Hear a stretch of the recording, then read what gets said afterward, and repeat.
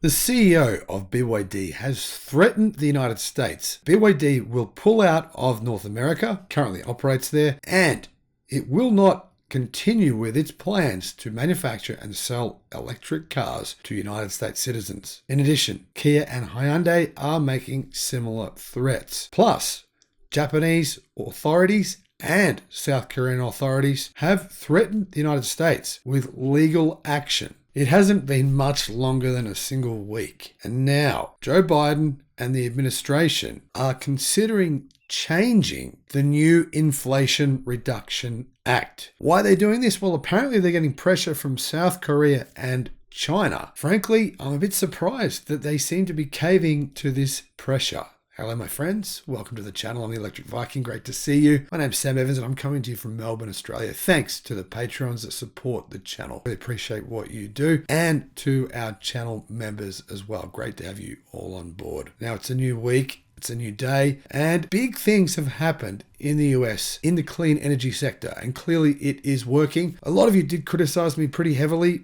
because I supported the new bill. You said I was wrong, it was crazy. However, it is already paying big dividends. There's investments from various car companies and battery companies, and more than that, clean energy, solar, etc. The list goes on and on. And all of that has happened in a very short space of time once this bill was passed. That's why I agree with it, because we need that to happen. We need manufacturing in the US in this sector to counter China's incredible dominance that it has right now. However, it looks as though the current administration and Joe Biden are considering changing the act. Now, I personally hope this isn't true. I hope this is false news, but here is what is going on. Biden's new electric vehicle incentive system is already under review following a formal complaint from South Korean officials. Well, that's not the only complaining going on. The CEO of BYD, Wang Shanfu, and various other high-ranking Chinese CEOs have complained publicly and privately as well. Foreign and domestic automakers were quick to criticize the electric vehicle tax incentive system found within the Inflation Reduction Act. Manufacturers stated that the requirements for qualifying for incentives would mean that the vast majority of vehicles would not be eligible and hence would limit consumer choice. However, the policy is now under review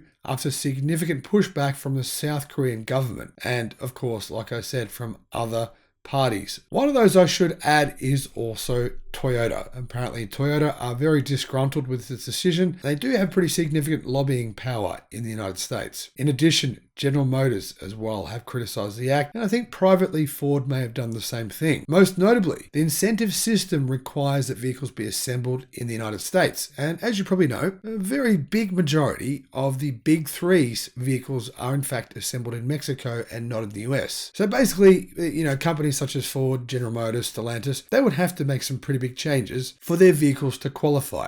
Not just changes to assembly, but also eventually changes to battery materials, where those battery materials come from, where those battery packs are made, etc. There's a huge amount of work that needs to be done to qualify. So the regulation will also require ever-increasing amounts of battery materials and components to be sourced domestically, but that includes partner countries such as Canada in order to qualify for incentives. One company has been hit particularly hard by these regulations, that is Hyundai and Kia. The South Korean manufacturer currently has no US-based EV manufacturing, and its first facility capable of this will open in 2025, so they're complaining. To be honest, I find this remarkable that they're complaining, that the government in South Korea is complaining, when they obviously made the decision not to invest in this. Whereas companies like General Motors and Tesla, well, they have invested in EVs in the United States, well, at least Tesla has and GM a little bit, and yet they've been penalized. Obviously, their vehicles haven't qualified for the tax credit reduction of $7,500 for a long time now. And the thing is, we don't hear Tesla complaining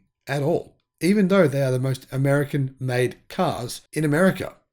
Quite remarkable if you ask me. A little bit of an indictment really on the leadership in Korea, on the leadership in Hyundai and Kia. In my opinion, the fact that they're complaining when they chose not to make cars in the US, not to make EVs in the US, was really entirely their own decision. Nobody forced their hand. According to Reuters, the US now plans to review EV incentive changes after a security meeting between the US, South Korea, and Japan was held in Hawaii on Thursday. So you can see clearly here, Japanese automakers such as Toyota, Honda, Subaru, Mazda, and Nissan are doing some complaining and lobbying as well, using their political power to try and get the US to change the rules. It's unclear if this review that's set to take place will lead to any change in policy. Hopefully this is just piecemeal talk from the US government and they stick with their guns. Don't give in to this. That's what I think. However, despite this review, says Teslarati, the US might not be out of the woods yet. South Korean officials have gone as far as claiming that the new incentive structure breaks the bilateral free trade agreement between the two countries, which could give them grounds to file formal complaints at the United Nations or World Economic Forum. In an attempt to negotiate, Reuters states that Seoul has suggested that the US postpone implementing the incentives until Hyundai and Kia can establish their manufacturing facility in Georgia. So essentially, South Korea is saying, no, you guys have to wait,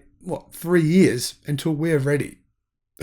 To be honest, I find this pretty shocking that they would be in their own bubble. Their bubble is such that they believe that the entire country of the US should simply wait for Hyundai and Kia to be ready. It could take 3 years, it could take 4. We really don't have any idea.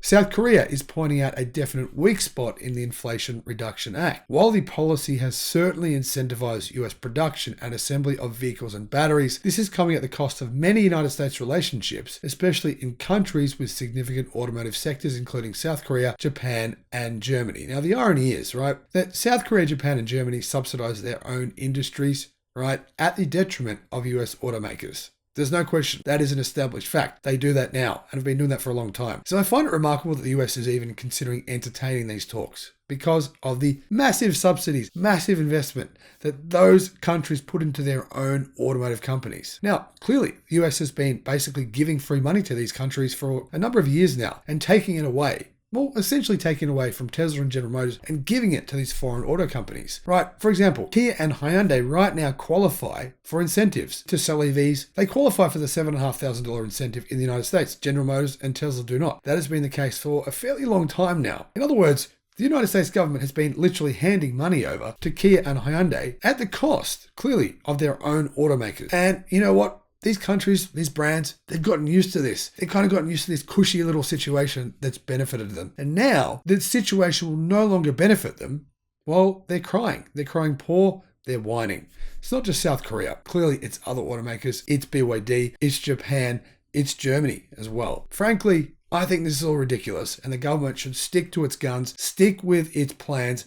Don't be and not be swayed by this lobbying. That's just my take, though. I want to know what your take is. Let me know what your thoughts are in the comment section below. Keep it nice, keep it friendly, and as always, have a great day. Thank you for watching. Bye-bye.